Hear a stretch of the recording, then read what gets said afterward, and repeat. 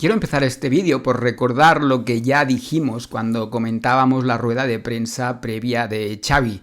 Hicimos referencia al hecho de que una derrota en este partido era una posibilidad muy real, y lo hacíamos considerando el contexto lleno de adversidades en las que el Barcelona está afrontando esta temporada y especialmente afrontaba este partido. Un contexto de persecución mediática sin concesiones que incorpora intoxicación, criminalización antes de juicios y acoso individual a Xavi y a integrantes de la plantilla.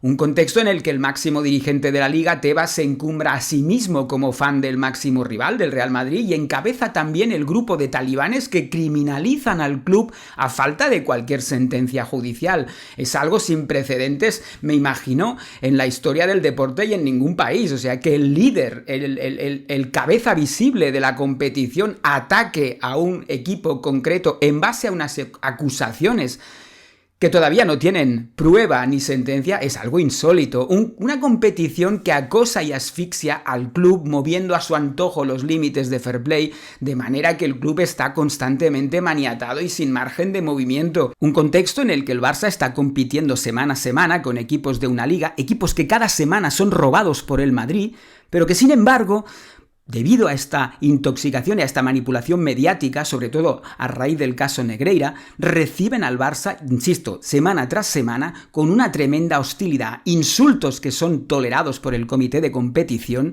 y, en definitiva, un clima de animadversión y agresividad verbal y psicológica que es intolerable. Porque esto sería tema para otro vídeo, pero aquí no puedes meterte, evidentemente, y está muy bien, con un jugador de color, pero puedes pasarte todo el partido, el campo entero, gritando puta Barça y no pasa absolutamente nada. Un contexto, el de esta temporada, en que el Madrid ya ha desplegado toda su maquinaria y tentáculos para presionar, condicionar y mediatizar al colectivo arbitral, y les está funcionando. Un contexto en el que el sorteo, o presunto sorteo diría yo, asigna para el partido al árbitro más benigno de la historia para el Real Madrid y al más hostil con el Barcelona. Y un contexto en el que tienes que competir sin Lewandowski, sin Pedri, sin De Jong y sin Koundé. Y finalmente diría incluso que un contexto en el que desde el propio Barcelona hay submarinos que torpedean constantemente el trabajo de Laporta en la dirección y el trabajo de Xavi desde los vestuarios. Y es que en la rueda de prensa previa de Xavi yo no pretendía preparar el terreno para una derrota, a pesar de que ya indiqué que en las condiciones en las que llegaba el partido esta era una posibilidad muy real, porque llegábamos muy justos de recursos. Pero tras ver el partido, la verdad es que yo me quedo con la actitud. Y es que yo en ninguna previsión consideré que el equipo, estando tan en cuadro, pudiera jugar tan bien durante los 60 minutos que le duró el físico. Yo pensé que se podía perder. Incluso dije que el Madrid era claramente favorito en las condiciones en las que llegaba el partido. Pero es que incluso cuando consideraba las opciones de ganar, siempre me salía un partido, siempre visualizaba un partido en el que ganábamos jugando peor o con algo de suerte. Y al final, visto el partido, debo decir que lo que nos faltó fue bien sentenciar el partido, como de hecho pudimos hacerlo durante los 60 primeros minutos, o bien físico suficiente para aguantar el ritmo los 90. Y como cualquier culé, terminé enfadado, cabreado, rabioso, pero orgulloso de la actitud del equipo. En otros partidos de esta temporada, como en Pamplona, en Mallorca, en Granada o contra el Celta en casa, acabé mucho más enfadado, pese a no perder, porque las sensaciones fueron mucho peores. Y creo que el conjunto de los culés se sintieron igual, porque en Montjuïc, ya con el 1-2 a favor del Madrid y a punto de terminar el partido, se pudieron escuchar perfectamente cánticos de Barça, Barça, y eso es la muestra de que el público estaba orgulloso pese a la derrota. Y el Barcelona salió bien, todo empezó bien. Buena entrada en Montjuïc, ambiente sensacional y un equipo que sale muy metido, con un Gavi estelar, un Fermín sensacional, Gundogan más metido y participativo que otras veces, Joao Félix muy bien, trabajando incluso sin balón y en defensa, y todo el conjunto saliendo a la presión sobre las posesiones del Madrid y controlando muy bien cuando el balón lo teníamos nosotros. Poste de Fermín, uno más de él mismo y uno más del equipo esta temporada, jugadón de Félix que desbarata finalmente Carvajal in extremis cuando ya Joao se metía en el área para encarar a Kepa. Ahí quizás a Félix le faltó algo de oficio o picardía o putería, por decirlo bien claro, para cubrirse a sí mismo e impedir que un rival desde atrás te pueda tocar un balón que tienes ganado, de alguna forma poner el cuerpo o proteger la pelota de modo que obligues al rival a hacerte penalti o nada. Pero un Joao que no obstante para mí sigue yendo a más, haciendo de esta posición indetectable tipo media punta que tanto se decía que en el Barça no existe, haciendo de esta posición, como digo, su mejor virtud. Y durante la primera parte de este partido y especialmente la primera hora, se mostró totalmente incontenible, porque además el Madrid nunca supo por dónde iba a aparecer. Fermín volvió a hacer una primera parte espectacular. Corre como un animal, presiona tanto como lo hacía Eto'o en su día, y sus llegadas desde segunda línea son una auténtica pesadilla para el rival. Y esto de la presión lo enlazo con el partido de Ferran, que para mí fue el más flojo del partido de largo. Participó en el gol de Gundogan, cierto, con la pared que le tira a este, pero nada más. Y lo peor para mí es que si ves que no entras en juego, que no hueles el balón, coño, al menos presiona, corre como lo hacía Eto'o Suárez, pero es que ni presiona, solo lo hace, solo tapa levemente al jugador que tiene delante, pero el delantero centro del Barça, y repito más, si ves que no estás tocando un balón, tiene que correr detrás de uno y otro sin parar, pero como digo, incluso en esa zona de inicio de salida del balón del Madrid, presionaba muchísimo más Fermín que el propio Ferran. Leía yo en prensa durante el día de hoy que hay un bajón en el rendimiento de Ferran. Por Dios, no hay un bajón en el rendimiento de Ferran. Llevo diciéndolo muchos vídeos.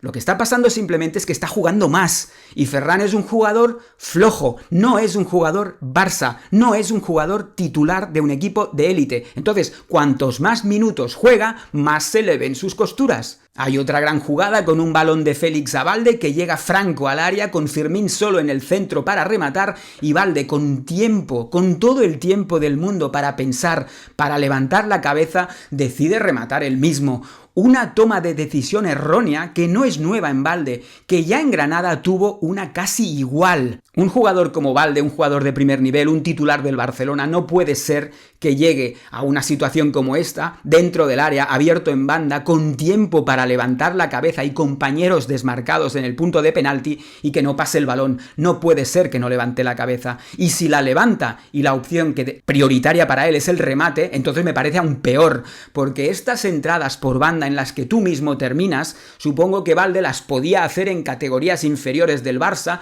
donde seguramente el hecho de ser lateral izquierdo no le impedía marcar un buen número de goles, porque ayer es muy superior, pero en primera división tienes que entender que tu misión se especializa, llegas a banda y si puedes levantar la cabeza tienes que levantarla y si tienes un compañero solo en el centro tienes que darle la pelota. Esta tónica se mantuvo más o menos hasta el minuto 60 de la segunda parte. Estaba siendo un partido completísimo del Barça, con mucho control, jugando muy inteligentemente con el balón, llegando, creando ocasiones y siendo muy intenso cuando había una pérdida y dando cero opciones al Madrid, que estaba absolutamente anulado. Pero no ser capaz de sentenciar el partido en estos 60 minutos de buen juego y ocasiones podía tener un precio muy caro, porque el equipo evidentemente estaba en cuadro, con jugadores muy jóvenes y con un banquillo muy condicionado, y a partir del minuto 60 el equipo se fundió completamente. El equipo llegó a ese minuto 60 más o menos totalmente fundido y habiendo desaprovechado, dejando atrás la ocasión de fulminar el partido, dejando atrás 2 tiros al poste, ocasiones clarísimas de Valde, de Félix o Cancelo, y eso sí, un penalti al limbo sobre Araujo, del que hablaremos más adelante. A partir de ese minuto 60, los fusibles del equipo, como digo, se funden, el Madrid empieza a tener más la pelota y lo que ya se vio como más peligroso incluso es que el equipo se empezó a ir para atrás.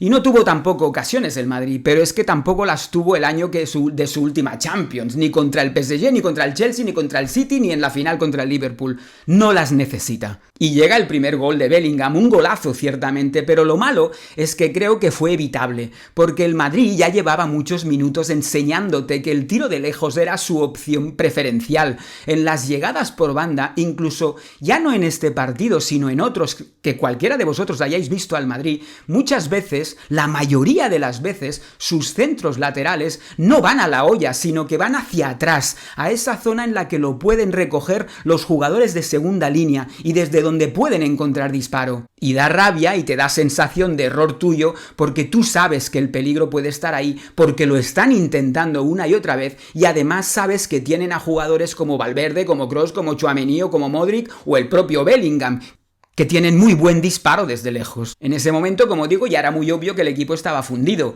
Félix no podía más, Gundogan también había desaparecido porque físicamente no le daba, Fermín estaba completamente muerto e incluso Valde parecía rendido. Y en este punto llegan los cambios. Primero Oriol por Fermín, un cambio muy criticado, pero que yo creo que era obligado, porque como digo, Fermín estaba absolutamente muerto. Y es que no olvidemos que Fermín es un jugador que hace 4 meses estaba en la Primera Federación, con un ritmo de juego totalmente diferente al de la Primera División. Y claro, miras al banquillo y volvemos a lo de las bajas. ¿A quién metes? Si no metes a Oriol, puedes meter a Casado, pero también no lo conozco realmente, pero sé que hay un límite de jugadores del filial que pueden estar jugando de titulares en el primer equipo. Entonces esto también condiciona a Xavi, al equipo, en esta situación de bajas, en esta plaga de bajas. Con lo cual, a mí, evidentemente que el rendimiento de Oriol no es el mismo que el de Fermín, pero el cambio era obligatorio, Fermín no podía más. Y posteriormente llega para mí el único error táctico de Xavi en el partido, cuando entran Lamine Yamal y Rafinha por Félix y Cancelo.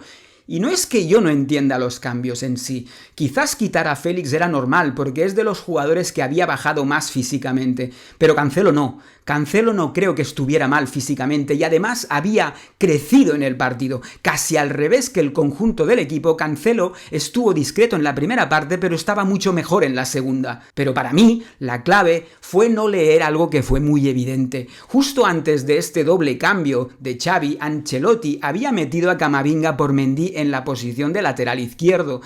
Desde la prensa de Madrid se vio este cambio postpartido como una decisión clave para el desarrollo del partido, por la aportación de Camavinga en ataque, pero en realidad, si repasáis el partido, si revisáis esos minutos, veréis que lo que es decisivo en realidad es el error de Xavi en este caso, de meter casi seguidamente a Rafinha en esa zona de ataque por la derecha y quitar a Cancelo. Ciertamente la aportación atacante de Camavinga mejoró la de Mendy, esto ya era previsible, pero Camavinga como lateral defensivo es un desastre, y tan pronto como entró al campo, Cancelo empezó a crecer, porque encontró en esa zona una auténtica autopista, y empezó a hacerle un roto tras otro y a llegar de forma clara al área del Madrid por primera vez en todo el partido. Durante el tiempo que Camavinga y Cancelo coincidieron en el campo, cada vez que Cancelo recibía en zona de ataque, la sensación de que el Madrid se rompía por ahí era tremenda.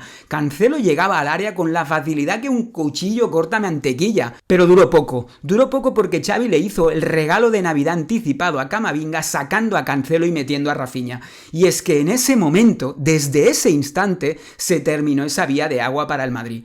Se terminó porque Rafinha, como ya ocurrió en el último clásico del Camp Nou el año pasado, no se fue ni una sola vez de Camavinga, ni lo encaró, ni lo desafió, ni por supuesto lo desbordó jamás. No le causó ni un solo problema más. Desde ese punto de vista, incluso si hubo alguna razón que no conozco para hacer los dos cambios, o sea, meter a Yamal y Rafinha y sacar a Félix y Cancelo, al menos creo que habría que haber dejado a Yamal en la derecha con Camavinga, porque Yamal es un genio en el desborde y Rafinha, que entiendo que tiene sus defensores, es un jugador que no regatea ni a sus sobrinos pequeños en el jardín de su casa. Y es que yo entiendo que los dos son jugadores zurdos, pero de banda derecha.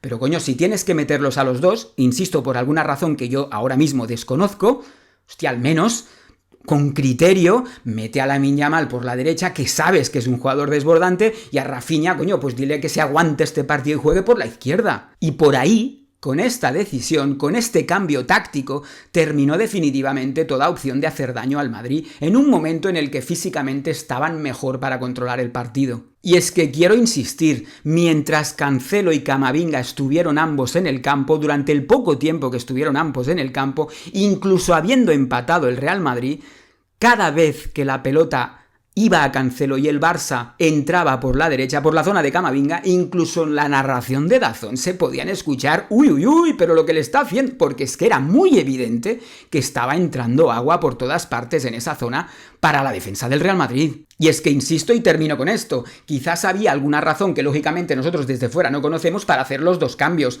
pero la impresión que daba desde fuera, insisto, es que el único que estaba físicamente agonizando es Félix. Entonces, si esto era así, si necesitabas quitar a Félix y querías meter a Yamal por la izquierda, al menos la derecha déjala tal cual, no me saques del campo a un Cancelo que está en su mejor momento del partido y en pocos minutos ha demostrado que por ahí le va a suponer un calvario a Camavinga. Y es que además, dada la condición física en la que llegaban los dos equipos a ese momento del partido, a ese último tramo, justamente por ese lado se estaba revelando que teníamos la única posibilidad de matar al Madrid. Por cerrar este bucle con el tema de los cambios, en un momento en que el Madrid se había hecho con el control del partido, la única vía que el Barça estaba teniendo para hacer daño a los blancos, la única vía a través de la cual les estábamos causando daño, era Cancelo y la debilidad de Camavinga en la banda izquierda. Y así llegamos al último cuarto de hora de partido, que es más o menos dividido, y el resto del guión fue tan injusto y surrealista como predecible, porque el Madrid hace ya muchos años que tiene esto. Balón largo a Modric, que controla como un pardillo, pero el balón le sale rebotado y hace un globo sobre Íñigo, le cae a Bellingham y gol. Un desenlace al más puro estilo Madrid. Punto final. Que se lo pregunten como decía al principio, que se lo pregunten al PSG, al Chelsea, al City, al Liverpool y prácticamente a todos. Xavi decía al final del partido en DAZN que el Madrid firmaba el empate. Y es cierto, en esencia estoy totalmente de acuerdo con Xavi, seguro de que es cierto. Pero el tema es que aun con eso, ellos son conscientes de que con muy poco pueden ganar un partido. Con un tiro, un balón metido al área y 2 rebotes. Ellos no tienen interiorizada la idea de que para marcar hay que elaborar una obra de arte. Tienen interiorizado justamente todo lo contrario. Tienen interiorizado de que para ganar, para meter un gol, solo hay que acercarse a la portería.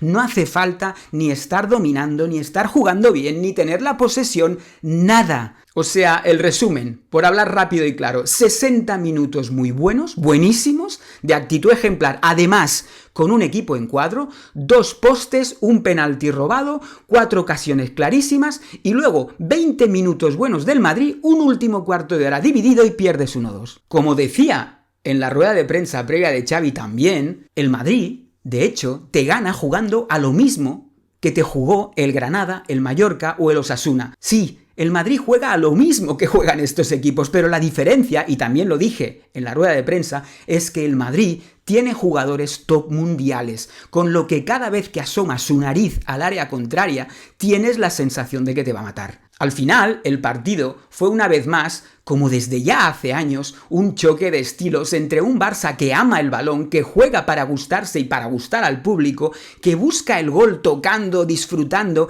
que busca ganar como consecuencia del buen juego, y un Madrid que no tiene ningún interés en jugar bien, en gustar, en tener el balón, ni nada que se le parezca. Un Madrid que simplemente tiene claro que hay que ganar, como sea. Esto ya era así con Cristiano y Messi, uno a cada lado, y viene siendo así desde hace muchos años, como digo, aquí y en Europa. De hecho, Cristiano y Messi, como las máximas estrellas del Barcelona y del Real Madrid, yo diría que prácticamente de la historia, al menos en el caso de Messi con toda certeza, ejemplificaban perfectamente este choque de estilos. O sea, Cristiano era, no toco el puto balón en todo el partido, no me voy de nadie, no soy capaz de tirar una pared, pero me caen 2 balones y ¡pum, pum! Te meto 2 goles. Y sin embargo, Messi era, de los 90 minutos, quiero tener el balón prácticamente el 80% del tiempo, quiero hacer una pared, quiero tirar un caño, quiero hacer una vaselina, quiero meter 3 goles, pero todos llegando adentro del área y prácticamente como si jugara fútbol sala. Y son 2 estilos irreconciliables. Y aquí, yo el primero, no quiero renunciar al nuestro. Y en Madrid, les escuchas en la rueda de prensa de Ancelotti, que yo no les había escuchado antes, y están encantados con su propuesta. De hecho, como digo, en la rueda de prensa de Ancelotti ya pedían el Balón de Oro para Bellingham y le consideraban el mejor jugador del mundo. Tras un partido en el que, seamos honestos, es determinante, sí, porque marca los 2 goles, pero es que solamente tocó esos 2 balones. El resto del tiempo estuvo totalmente anulado. Para nosotros es inconcebible que un tipo de jugador así sea el mejor del mundo. Para nosotros el mejor tiene que ser un jugador tipo Messi, que ciertamente marque goles, de hecho el que más, pero sobre todo que participe en el juego constantemente y que lo haga para hacer cosas que arrancan de la grada. Para nosotros el mejor jugador del mundo tiene que ser un jugón, no puede ser un finalizador. Incluso aunque a la postre un finalizador termine siendo determinante, como ciertamente digo, lo fue Bellingham anoche, el sábado, y lo fue durante mucho tiempo Cristiano. Y repito una vez más, el partido deja un sabor muy amargo para un equipo que lo dio todo y que durante una hora, mientras el físico le dio, jugó muy bien al fútbol, la verdad sea dicha. Y diría que incluso estando, insisto una vez más, en cuadro, ninguneó al Madrid. Deja también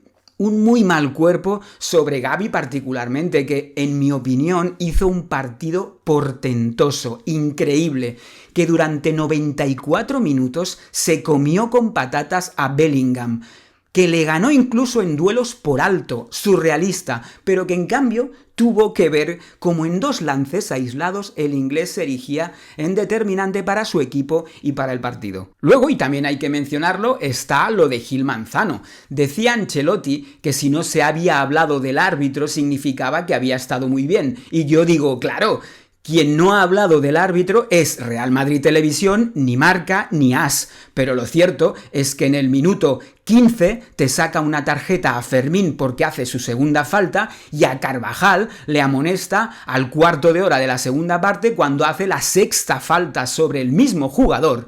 Eso es condicionar a los jugadores y condicionar en consecuencia al partido. Este criterio desigual con las tarjetas a menudo no lo vemos como un robo clamoroso, como puede ser un gol anulado o un penalti concedido al rival o que no te conceden a ti, pero es algo a través de lo que un árbitro puede cambiar totalmente el destino de un partido, porque, como decía, determina la actitud de los jugadores para el resto del partido. Luego está lo del penalti a Araujo, que también hay que comentarlo. O sea, es un penalti clamoroso, antes del descanso, y no se pita. O sea, lo que tiene cojones además, con perdón, es que nosotros desde casa lo vemos repetido 100 veces y vemos claramente como no es un agarrón, ni un forcejeo, ni un tirón de camiseta.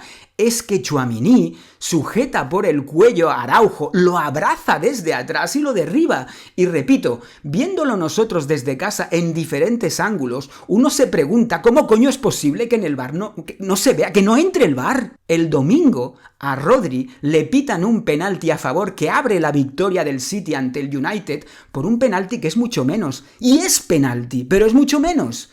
Y es que llueve sobre mojado, porque esto ya nos pasó en Getafe con el doble penalti a Gavi y después a Araujo en la misma jugada, o lo de Granada sobre Christensen, donde también volvemos a lo mismo, le agarran, lo abrazan descomunalmente desde atrás y aquí no entra nadie. Y es que, hostia, desde que tenemos el VAR, te rebota un balón en la mano y pitan penalti, pero te hacen un placaje que te impide progresar, abrazándote con todos los 2 brazos y a todo el cuerpo, y resulta que el fútbol es un deporte de contacto. Y no puedo decir que se perdiera por esto, es verdad, no pongamos esta excusa, pero ciertamente si te pitan el penalti y te pones 2-0 justo antes del descanso, hostia, yo me atrevo a dudar que el Madrid te dé la vuelta al partido. Luego está lo de Vinicius, también por ir metiendo un poco comentarios sobre todo lo que destacó, llamó la atención del clásico. Se enreda con Xavi, luego con el propio Ancelotti, que le recrimina que si no le pitan una falta no pare a gesticular y llorar mientras el juego sigue. Luego en el cambio Carlo tiene que agarrarle casi por la mano y por el brazo y casi sacarlo del campo porque ya estaba provocando a la grada.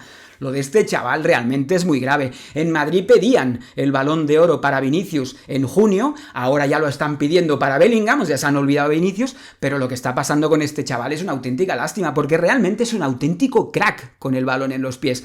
pero está totalmente desmadrado, es que cada semana la tiene con todos los públicos de todos los campos, con el entrenador rival, con el defensa. O sea, este chaval, lo dije en la rueda de prensa de Ancelotti y lo repito aquí, y no es un desprecio, es una cosa muy seria. Yo creo que este chaval necesita urgentemente asistencia o asesoramiento psicológico, porque está arruinando su carrera completamente. Y el Madrid está desplegando una estrategia manipuladora muy intensa por blanquearle, por protegerle, pero si él sigue con esta actitud, no van a poder contener todo esto, porque es que lo está haciendo en todas partes. El otro día en Portugal lo hizo en Champions, o sea, el Madrid no va a poder seguir protegiendo y tapando a este chaval eternamente porque, insisto, es que es cada semana en cualquier campo y con todo Dios. En fin, una derrota dura, muy dura, injusta, pero personalmente creo que a nivel de sensaciones nos deja reforzados. Superado el resquemor, la rabia de haber perdido un clásico,